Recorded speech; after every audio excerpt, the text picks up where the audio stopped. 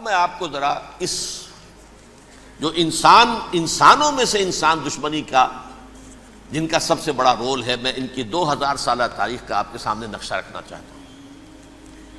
ان 1400 سال کا تو میں نے صرف 4 آپ کو پوائنٹس بتائے۔ موسیٰ سے عیسیٰ تک 1400 برس علیہ الصلوۃ والسلام، 2 مرتبہ عروج، 2 مرتبہ زوال، اشیریوں کے ہاتھوں پٹوائی، بابلیوں کے ہاتھوں پٹانا، گریکس کے ہاتھوں مرمت، رومنس کے ہاتھوں مرمت۔ یہ جو 2000 سال ہیں، کیونکہ اب تو ظاہر بات ہے 21ویں صدی شروع ہو گئی، 20 صدیاں حضرت مسیح کو پوری ہو گئیں۔ پہلی بات نوٹ کیجئے، حضرت مسیح کی پیدائش ہے سن 1 قبل مسیح۔ یہ نقطہ آپ نے کبھی سنا ہے یا نہیں؟ جب ملینیم کا سلسلہ شروع ہوا تھا پچھلے سال، تو میں نے بیان کر دیا تھا کہ ایک عجیب حساب کے اندر انہوں نے غلطی کی ہوئی ہے۔ حضرت مسیح کی پیدائش ہوئی 25 دسمبر کو، سن انہوں نے شروع کر دیا، جو اس کے بعد جنوری آئی تو پہلا سال شروع ہو گیا۔ اگر جنوری سے پہلا سال شروع ہوا تو یہ 6 دن جو ہے تو اس کے پچھلے سال میں تھے، لہذا کہا جائے گا کہ Jesus Christ was born 1 year before Christ, BC۔ تو 1 قبل مسیح میں حضرت مسیح کی پیدائش ہوئی۔ یہ آخری اسرائیلی نبی اور رسول۔ یہودی علماء کی مخالفت، دشمنی، سولی پر چڑھوا دینا میں بیان کر چکا ہوں۔ سن 33 عیسوی میں، جبکہ حضرت مسیح کی عمر 33 برس تھی، اللہ تعالیٰ نے انہیں زندہ آسمان پر اٹھا لیا، لیکن یہودیوں نے اپنے خیال کے مطابق انہیں سولی پر چڑھوا دیا، ان کی موت واقع ہو گئی۔ اگرچہ اس کے بعد یہ اختلاف ہے ان میں، یہودی کہتے ہیں وہ سولی پر چڑھ گیا، ختم ہوا، مر گیا۔ عیسائی کہتے ہیں نہیں، انتقال ہوا ہے مسیح کا صلیب پر، لیکن پھر وہ دوبارہ زندہ ہو گئے ہیں۔ ان کی لاش ایک غار میں رکھ دی گئی تھی، وہاں ریزریکشن ہو گیا، ان کا باعث بعد الموت وہیں ہو گیا، اور پھر انہیں اللہ نے زندہ آسمان پر اٹھا لیا۔ تو ہمارے اور عیسائیوں کے درمیان نوٹ کر لیجئے، یہ چیز مشترک ہے کہ حضرت مسیح آسمان پر زندہ اٹھائے گئے۔ فرق کیا ہے؟ وہ سمجھتے ہیں کہ سولی دیے گئے، سولی پر مرے، پھر زندہ ہوئے، پھر گئے۔ ہم سمجھتے ہیں کہ نہیں، وما صلبوہ وما قتلوہ، انہوں نے نہ صلیب دے سکے انہیں اور نہ انہیں قتل کر سکے، بل رفع اللہ الیہ، اللہ نے اٹھا لیا۔ پھر ہمارا اور یہ اس کا عیسائیوں کا ایک اور اتفاق ہے، سیکنڈ کمنگ آف جیسس، حضرت مسیح دوبارہ آئیں گے۔ یہ عیسائیوں کا بھی عقیدہ ہے اور ہمارا بھی۔ بہرحال تو جیسا کہ میں نے عرض کیا کہ اس وقت یہ عذاب استیصال، عذاب اکبر کے مستحق ہو چکے تھے، لیکن اللہ نے ان کی مدت دراز کی ہے، لیکن ان پر دنیاوی عذاب کا ایک کوڑا جو ہے اللہ تعالیٰ کی طرف سے اسی وقت برسا۔ دنیاوی عذاب دنیا میں رہتے ہوئے ختم نہیں کیا گیا۔ 37 برس بعد، حضرت مسیح کے رفع سماوی کے 37 برس بعد، سن 70 میں یہودیوں نے بغاوت کی رومیوں کے خلاف۔ رومی ٹائٹس جنرل تھا ایک، اس نے پھر جو حملہ کیا ہے، 1,33,000 یہودی ایک دن میں قتل کیا یروشلم میں، اور ہیکل سلیمانی گرا دیا۔ وہ ہیکل پہلے بھی گرا تھا، پہلے 1400 سال کے دوران میں بھی نبوکڈنضر نے گرایا تھا، لیکن پھر اس کے 150 سال بعد انہوں نے دوبارہ بنا لیا تھا، اس لیے وہ اسے سیکنڈ ٹیمپل کہتے ہیں۔ پہلا ٹیمپل جو حضرت سلیمان نے بنایا تھا، نبوکڈنضر نے گرا دیا 587 قبل مسیح میں، پھر دوبارہ انہوں نے 150 سال کے بعد بنا لیا۔ وہ اس تاریخ کا حصہ ہے، میں نے جس کے بارے میں آپ کو تفصیل نہیں بتائی۔ اس میں یہ ہوا سن 70 میں وہ گرا دیا گیا، وہ آج تک گرا پڑا ہوا ہے۔ نمبر 2، یہ کہہ دیا گیا کہ یہودیوں اس ارض فلسطین سے نکل جاؤ، تم یہاں نہیں رہ سکتے اب۔ لہذا جس کا جہاں سینگ سمایا چلا گیا، یورپ میں چلے گئے، ایشیا میں آ گئے، عرب میں آ گئے یہ 3 قبیلے جو رات بھی میں نے عرض کیا تھا، بنو قینقاع، بنو نذیر اور بنو قریظہ، یہ وہاں سے آ کے مدینے میں آباد ہو گئے۔ جس کا جہاں سینگ سمایا، افریقہ میں، ہندوستان میں، جہاں چلے گئے۔ ڈایاسپورا اسے کہتے ہیں، وہ آپ نوٹ کر لیجیے اس لفظ کو، ڈایاسپورا۔ ہمارا دور انتشار، جبکہ ہمیں ہماری اصل سرزمین تو فلسطین ہے، حضرت ابراہیم کا مسکن، حضرت اسحاق حضرت یعقوب کا مسکن فلسطین، یہ ہے ہماری اصل جاگیر، یہ تو ہماری جدی پشتی جاگیر ہے، لیکن یہاں سے نکال دیے گئے سن 70 عیسوی میں، اور وہاں سے لے کے 1917 تک ان کا ڈایاسپورا جاری رہا۔ یہ دور انتشار ہے۔ اس دور انتشار کے اب چند حصے ہیں جس کو میں چاہتا ہوں کہ آپ علیحدہ علیحدہ سمجھ لیں۔ دور انتشار کا جو پہلا جو ہے تقریباً 300 برس رومی حکمران تھے، وہ یہودیوں کے بھی دشمن تھے اور عیسائیوں کے بھی دشمن تھے، عیسائی اور یہودی ایک دوسرے کے بھی دشمن تھے، لیکن رومی سمجھتے تھے کہ یہ ایک ہی تھیلی کے چٹے بٹے ہیں۔ رومیوں کے نزدیک عیسائی بھی یہودیوں ہی کا ایک فرقہ تھے، کوئی علیحدہ مذہب تو تھا ہی نہیں، لہذا رومی جو ہیں رومنز وہ ان دونوں کو ستاتے تھے، مارتے تھے، اور یہ آپس میں لڑتے تھے، یہودی عیسائیوں کو مارتے تھے، عیسائی یہودیوں کو مارتے تھے۔ یہ ہے 300 برس تک کی تاریخ۔ سن 300 عیسوی میں کیا ہوا؟ ایک معجزہ ہو گیا۔ بہت عظیم ایمپرر کانسٹینٹائن، قسطنطین اعظم، رومن ایمپررز میں سے بہت بڑا ایمپرر، وہ عیسائی ہو گئے۔ اب تو معاملہ بالکل تلپٹ ہو گیا، پوری سلطنت عیسائی ہو گئی۔ اب عیسائیوں کے عیش ہو گئے اور یہودیوں پہ مار پڑنی شروع ہوئی۔ اب عیسائیوں کا آپ خود سوچئے کہ جنہیں وہ خدا بنا بیٹھے ہیں، خدا کا بیٹا قرار دے رہے ہیں، ان کے قاتل کون؟ یہودی بدماش۔ لہذا ان کی وہ پٹائی شروع ہوئی ہے یورپ میں، پوری رومن امپائر میں، انہیں ذلیل کیا گیا، شہروں میں آمد بند، علیحدہ رہو، گھیٹوز کے اندر رہو۔ یہودی کا نام جو ہے وہ گالی بن گیا، جیسے آج بھی یہودی گالی کہتے ہیں، جیسے خنزیر کا لفظ، آخر وہ بھی اللہ کی مخلوق ہے، لیکن آپ کو معلوم ہے کوئی شخص زبان پر نام نہیں لانا چاہتا خنزیر کا، سور کا، ہے تو مخلوق، وہ بھی ایک حیوان ہے۔ ایسے ہی یہ ہے یہودی، یہودی گالی، جیوٹ گالی۔ لہذا ایک طرف تو ان دونوں کے درمیان دشمنی، جس کو قرآن کہتا ہے وَأَغْرَيْنَا بَيْنَهُمُ الْعَدَاوَةَ وَالْبَغْضَاءَ، ہم نے ان کے مابین دشمنی جو ہے پیدا کر دی ہے۔ اور جب یہ پوری سلطنت عیسائی ہو گئی تو قافیہ تنگ ہو گیا یہودیوں کا۔ اب آئیے 571 عیسوی، یعنی جب کہ ڈایاسپورا کو کتنا عرصہ ہو چکا تھا؟ 500 برس۔ سن 70 سے شروع ہوا نا ڈایاسپورا، جب ٹائٹس نے گرایا ہے ہیکل کو اور نکال باہر کیا انہیں فلسطین سے، بھاگ جاؤ یہاں ایک یہودی بھی نہیں رہے گا، فلسطین سے نکال دیے گئے۔ اس کے پورے 500 برس بعد سن 571 عیسوی میں حضور کی پیدائش ہوئی، ولادت باسعادت محمد الرسول اللہ صلی اللہ علیہ وسلم۔ 610 میں آپ پر وحی کا آغاز ہوا، لیکن حضور کے ساتھ ان کا معاملہ کیا رہا؟ اول تو جب کہ حضور ابھی مکے ہی میں تھے، یہودیوں نے ریشہ دوانیاں شروع کر دی حضور کے خلاف۔ قریش مکہ کو سکھاتے تھے، پڑھاتے تھے، ان سے یہ پوچھو، ان سے یہ پوچھو، انہیں اس طرح تنگ کرو، ان سے یہ امتحان لو، یہ آپ کے علم میں ہے۔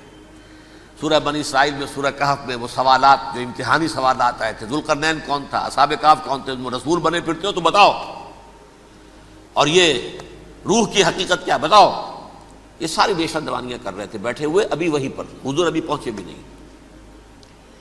ہجرت فرما کر حضور تشریف لے آئے تو حضور نے، جسے ماسٹر سٹروک کہا جائے گا، یعنی اسٹیٹس مین شپ کا ماسٹر سٹروک، آپ نے مدینے میں آتے یہودیوں کے ساتھ پیکٹ کر دیا، جوائنٹ ڈیفنس پیکٹ آف مدینہ، کہ اگر مکے والے ہم پر حملہ کریں گے تو ہم مل جل کر ایک قوم کی حیثیت سے مقابلہ کریں گے۔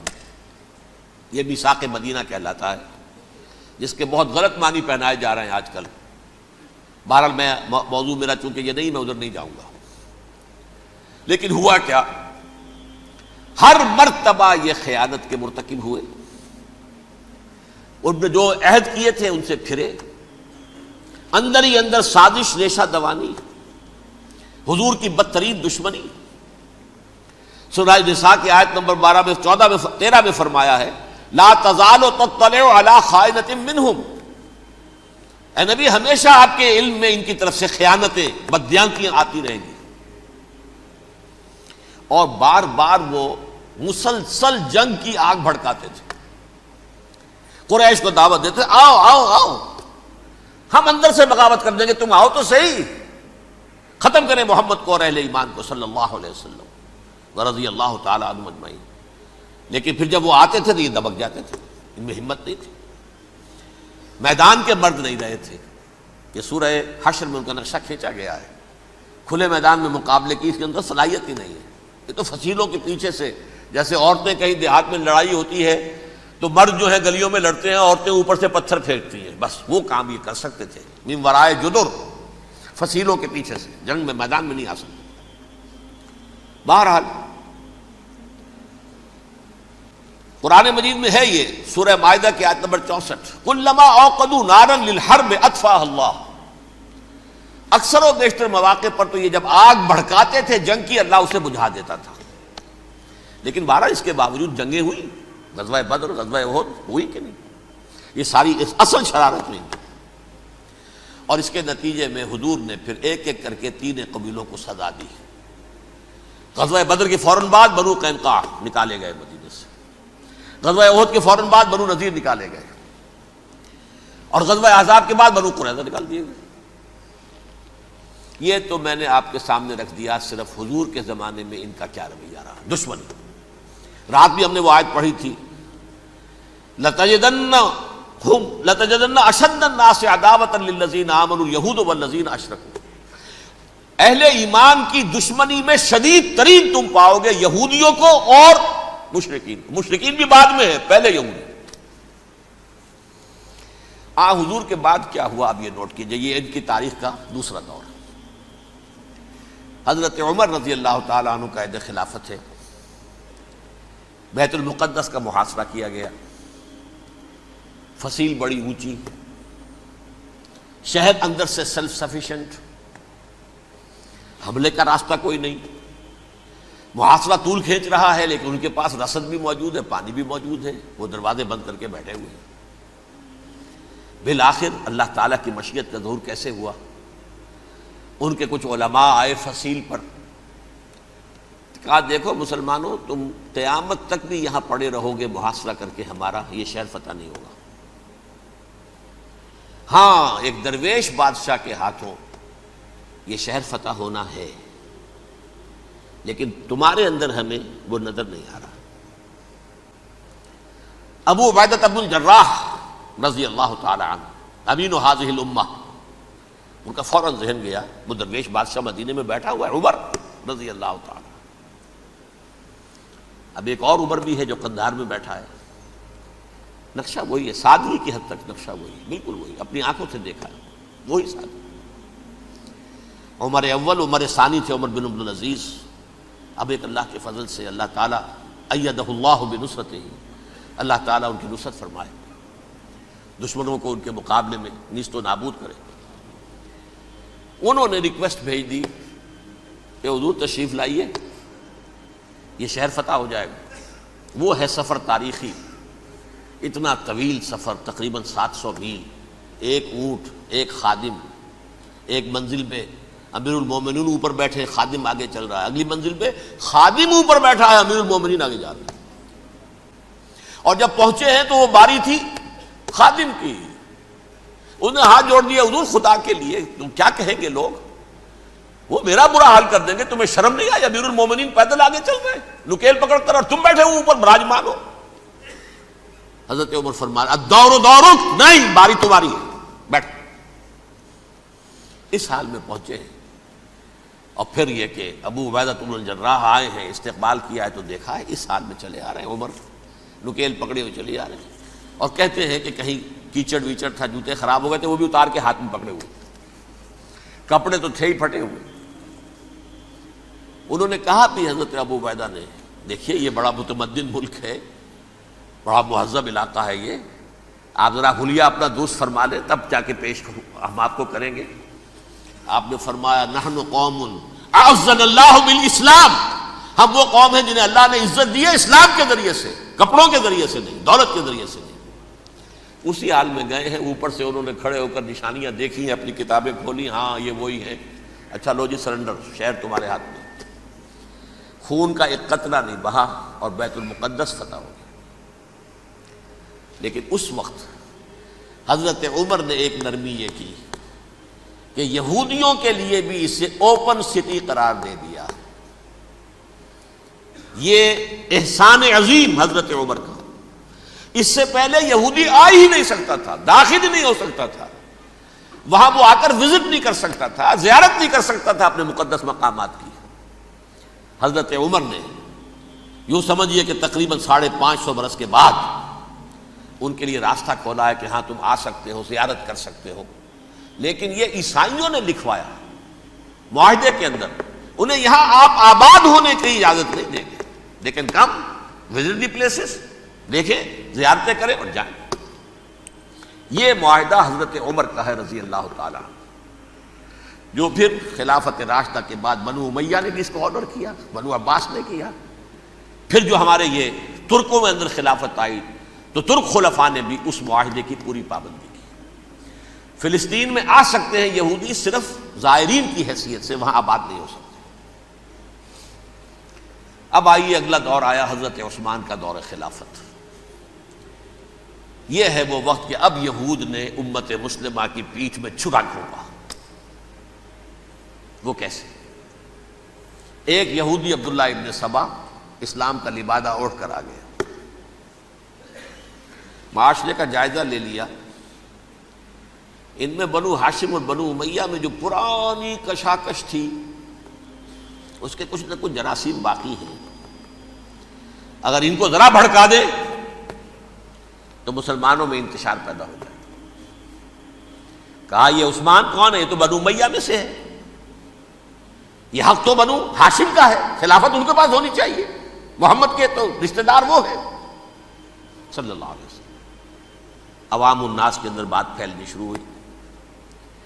پھر ایک بڑی سازش کے انداز میں حضرت عثمان کے خلاف پروپیگنڈا، حضرت عثمان کے جو عاملین تھے، گورنر تھے، ان کے خلاف پروپیگنڈا، اور ایسی ہوشیاری کرتے تھے کہ کوفے میں کوفے کے حاکم کے خلاف کچھ نہیں کہنا، اجی مصر میں یہ ہو رہا ہے، اجی شام میں یہ ہو رہا ہے، اجی یہ جو عثمان ہے وہ یہ کر رہا ہے، یہ ظلم ہو رہا ہے، یہ لوٹ مار ہو رہی ہے، یہ خیانتیں ہو رہی ہیں۔ اب نہ تو اس زمانے میں مینز آف کمیونیکیشن، کیسے تصدیق کریں؟ افواہیں تو آپ آج کراچی کے اندر شروع ہو جائے تو پتہ نہیں چل سکتا کسی کو کہ کیا اس میں صداقت ہے، کیا جھوٹ ہے، اور بری بات جو ہے فطرت انسانی کی کمزوری ہے، وہ فوراً قبول کرتا ہے، کسی کے بارے میں اچھی بات ماننے کو تیار نہیں ہوتا، لیکن بری بات تو فوراً تیار۔ بہرحال یہ فتنہ انہوں نے اٹھایا، حضرت علی کی الوہیت کا فتنہ اٹھایا، حضرت عثمان کے خلاف الفتنۃ الکبریٰ برپا کیا، حضرت عثمان شہید ہوئے۔ اس کے بعد 5 برس تک مسلمان ایک دوسرے کی گردنیں کاٹتے رہے، باہمی خانہ جنگی ہوئی۔ امت کو وہ زخم لگایا ہے جو آج تک جس سے خون رس رہا ہے۔ یہ شیعان عثمان اور شیعان علی تھے، جو بعد میں پھر سنی اور شیعہ ہو، اور آج تک ہے۔ فتنہ کس نے جگایا؟ ایک عبداللہ ابن سبا یہودی اور اس کے کارندے، شیطان کا ایجنٹ، اور انسانوں میں سے بھی اس کے جو بھی حواریین تھے اور شیطانوں کے اندر سے بھی تھے، انہوں نے بھی اس آگ کو بھڑکایا۔ یہ آپ سوچ لیجئے کہ یہ کس نے وہ زخم لگایا؟ یہودی۔ اگلا دور آیا، خلافت راشدہ ختم ہوئی، بنو امیہ کا بھی دور کافی گزر گیا۔ طارق ابن زیاد 712 عیسوی میں حملہ کرتے ہیں اسپین پر۔ اسپین اس وقت عیسائیت کا بہت بڑا گڑھ، بڑے کٹر ترین عیسائی جو ہے وہ اسپین میں تھے، لہذا یہودیوں کی وہاں بہت پٹائی ہوتی تھی، یہ میں بتا چکا ہوں، دشمنی تھی ان کی تو چلی آ رہی تھی عیسائیوں کے ہاتھوں یہودیوں کی۔ وہ تو سن 300 عیسوی سے ایمپرر کانسٹنٹائن کے بعد سے شروع ہو گئی تھی۔ اس حوالے سے یہودیوں نے اس وقت چالاکی یہ برتی، کچھ راستے واسطے بتائے، کچھ مدد کی طارق ابن زیاد کی۔ طارق ابن زیاد نے انہیں اپنا محسن سمجھا، ہسپانیہ فتح ہو گیا تو یہودی چونکہ محسنین کی فہرست میں آ چکے تھے، انہیں بہت اقتدار نصیب ہوا، بڑی سپورٹ مسلمانوں نے دی۔ ان کے بڑے بڑے علماء جو ہیں اسی دور کے اندر پیدا ہوئے، بڑے بڑے تھنکرز ان کے اسی دور میں پیدا ہوئے۔ بن گوریون جو کہ ایک وزیر اعظم تھا اسرائیل کا، اس نے یہ لکھا ہے اپنی کتاب میں، Muslim Spain was the golden era of our diaspora. وہ ڈائسپورا جو 70 عیسوی سے شروع ہوا تھا اور 1917 عیسوی تک جاری رہا ہے، اس میں سے گولڈن ایرا ہمارا جو تھا وہ مسلم اسپین تھا. ہسپانیہ میں بیٹھ کر ہم نے عیش کیے. لیکن وہاں سے انہوں نے اور جو کچھ کیا، یہ تو داستان کے بہت سے گوشے ہیں، لیکن میں جس اسٹریٹ لائن میں چل رہا ہوں اس کے اعتبار سے ایک بات سمجھ لیجیے. وہاں بیٹھ کر انہوں نے اب عیسائیت کی پیٹھ میں چھرا گھونپا، پروٹیسٹنٹ مذہب پیدا کیا، تقسیم کر دیا. جیسے شیعہ سنی کی تقسیم، عبداللہ ابن سبا، رومن کیتھولک اور پروٹیسٹنٹ کی تقسیم، یہودی علماء. ہوتا کیا تھا؟ ہسپانیہ کی یونیورسٹیاں ہیں، کارڈووا میں ہے، ٹولیڈو میں ہے، گریناڈا میں ہے، غرناطہ، قرطبہ، تولیتلا، اور وہاں آتے تھے لوگ. فرانس سے چلے آ رہے ہیں نوجوان پڑھنے کے لیے، جرمنی سے چلے آ رہے ہیں، اٹلی سے چلے آ رہے ہیں. 3 ہی ملک قریب ترین پڑھتے ہیں سینٹرل جو یورپ کے ہیں. یہاں پر جو ہے وہ اسلام جو نور پھیلا رہا تھا اس سے بھی مستفیض ہوئے. جہالت کے جو ہے پردے ان کے وہ چھٹے. اس کے ساتھ ہی وہ یہودی وہاں ان کے اندر جو جراثیم داخل کر رہے تھے وہ اس عیسائیت کے خلاف بغاوت تھی جو اس وقت دنیا میں عیسائیت اس وقت تھی. پوپ کا راج تھا دنیا میں اس وقت. یورپ میں جو عیسائیت تھی اس میں ایک طرف بادشاہ تھے، لیکن بادشاہوں کی حیثیت وہاں پر یوں سمجھ لیجئے کٹ پتلیوں کی تھی. اصل قوت پوپ کے ہاتھ میں تھی. اور پوپ کو انہوں نے جیسے قرآن نے کہا اتخذوا احبارهم ورهبانهم اربابا من دون اللہ، کیونکہ سینٹ پال نے شریعت موسوی ساقط کر دی تھی تو اب شریعت تھی ہی نہیں. پوپ کو اختیار تھا جس چیز کو چاہے حلال قرار دے دے، جس چیز کو چاہے حرام قرار دے دے. اتخذوا احبارهم ورهبانهم اربابا من دون اللہ. انہوں نے کہا صاحب یہ پوپ کس بلا کا نام ہے، یہ بھی انسان ہے. بات تو ٹھیک تھی نا، اصل حیثیت تو کتاب کی ہونی چاہیے نا، ڈیوائن بک، دی ریویلڈ اسکرپچر. لہذا اور یہ کتاب ہر شخص پڑھ سکتا ہے. کوئی پوپ کے باپ کو جو ہے کوئی اس کے لیے پروپرائٹری رائٹس تو نہیں ہے کہ صرف پوپ پڑھ سکتا ہے یا پادری پڑھ سکتے ہیں. ہم بھی پڑھ سکتے ہیں، ہم بھی سمجھ سکتے ہیں. یہ باتیں تھیں کہ جن کو بڑھا چڑھا کر بیان کر کے اور پوپ کا اقتدار ختم کرا دیا اور توجہ مرکوز کر دی بائبل کی طرف. اب بائبل میں بڑا حصہ تو اولڈ ٹیسٹامنٹ کا ہے. نتیجہ کیا ہوا؟ یہود کی عظمت پروٹیسٹنٹس کے نزدیک مسلم ہو گئی. اصل قوم تو یہ ہے. وہ دشمنی بدلی کہ نہیں بدلی؟ موسیٰ کے امتی یہ ہے، تورات موسیٰ کو دی گئی، ابراہیم کی نسل یہ ہے. لہذا وہ جو دشمنی تھی، جو عداوت تھی کہ ہمارے خدا کو سولی چڑھانے والے ہیں یہ بدماش، اس کا ازالہ ہوا اس پروٹیسٹنٹ مذہب کے نتیجے میں. یہ میں اب آپ کو بتاتا ہوں کہ ایک نتیجہ وہ نکلا ہے جسے برٹرنڈ رسل نے بیان کیا ہے. اس کی کتاب ہے ان پریز آف آئیڈلنس، صفحہ 108. وہ لکھتا ہے the Christians retaining the Judaic belief in special revelation added to it the Roman desire for worldwide domination and the Greek taste for metaphysical subtleties. The combination produced the most fiercely persecuting religion that the world has yet known. یہ 3 چیزیں آ کر عیسائیت میں مل گئی. ایک تو جب یہ اولڈ ٹیسٹمنٹ جو ہے وہ ان کے ہاتھ میں آ گئی، اور اس کے میں کچھ آپ کو بتا دیتا ہوں کہ اولڈ ٹیسٹمنٹ کی تعلیمات، کیونکہ یہ اولڈ ٹیسٹمنٹ جو ہے یہ محرف تھی. اصل تورات تو گم ہو گئی تھی 587 قبل مسیح میں، جب پہلی مرتبہ ہیکل جو ہے تباہ ہوا ہے اس وقت ختم ہو گئی تھی. اس کے کوئی 150 سال کے بعد انہوں نے یادداشتوں سے مرتب کر کے لکھی ہے. اب اس میں ان کے اپنے خیالات، اپنے امانی، اپنی توجیحات وہ شامل ہو گئی. لہذا میں آپ کو حوالے دیتا ہوں اس کتاب کے اندر مظالم کی جو تعلیم دی گئی ہے. اہل کتاب نے اپنے مظالم قتل عام کے جواز کے لیے تورات میں تبدیلیاں کی اور پیغمبروں پر دہشت ناکی اور بدترین حرام کاری کے الزامات لگائے. سنیے، پہلا حوالہ ہے یہ گنتی باب 31 آیات 17-18. اس لیے ان بچوں میں جتنے لڑکے ہیں سب کو مار ڈالو، اور جتنی عورتیں مرد کا منہ دیکھ چکی ہیں ان کو بھی قتل کر ڈالو، لیکن ان لڑکیوں کو جو مرد سے واقف نہیں اور اچھوتی ہیں اپنے لیے زندہ رکھو. یہ کسی اللہ کی کتاب کا یہ جملہ ہو سکتا ہے؟ کسی ریویل بک کا؟ اور سنیے، یہ ہے استثناء ڈیٹرانومی باب 20 آیت 16-18. پر ان قوموں کے شہروں میں جن کو خداوند تیرا خدا میراث کے طور پر تجھ کو دیتا ہے، کسی ذی نفس کو جیتا نہ بچا رکھنا، جیسا خداوند تیرے خدا نے تجھ کو حکم دیا بالکل نیست کر دینا. مرد، عورتیں، بچے، بوڑھے سب ختم. یہ کتاب مقدس ہے. اور سنیے، سموئیل باب 27 آیت نمبر 9. اور داؤد نے اس سرزمین کو تباہ کر ڈالا اور عورت مرد کسی کو جیتا نہ چھوڑا. نمبر 4، ان سب آباد شہروں کو ماں، عورتوں اور بچوں کے بالکل نابود کر ڈالا. کتاب استثناء باب 3 آیت 6. یہ ہے جو کہہ رہا ہے برٹرنڈ رسل، کرسچینٹی میں آ کر بھی یہ 3 چیزیں شامل ہو گئی. ایک تو یہ باربیرین یہ تعلیم جو ہے، اور یہ مذہب کے نام پہ تعلیم، یہ کتاب مقدس کی تعلیم.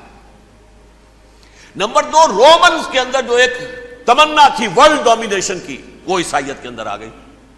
اس لیے کہ پوری رومن امپائر جو ہے عیسائی ہو گئی، تو اسے وراثت کے اندر ورلڈ ڈومینیشن کی جو ایک تمنا تھی وہ مل گئی.